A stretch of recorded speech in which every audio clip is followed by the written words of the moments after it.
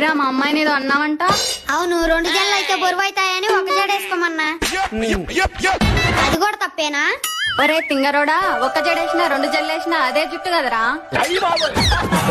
అవును కదూ. సర్లే వదిలే. ఏంట్రా వదిలేసేది?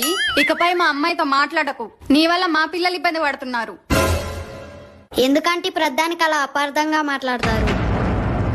ఇంట్లో ఎప్పుడైనా మీ అమ్మాయి మనసారా నవ్విందా? కానీ నేను నవ్విస్తున్నాను. మీ అమ్మాయినే కాదు, క్లాస్ లో ప్రతి ఒక్కరిని నవ్విస్తున్నాను. అలా నవ్వించే క్రమంలో ఏదో ఒక మాట అటో ఇటో అవుతుంది. అంత మాత్రాన మనకు ఫలాలిచ్చే చెట్టు కూడా అన్ని మంచి ఫలాలు ఇవ్వదు. ఒక్కోసారి పుచ్చు ఫలాలు కూడా ఇస్తుంది. అంత మాత్రాన ఆ చెట్టును నరికేసుకుంటారా? ఒకసారి మీరే ఆలోచించండి.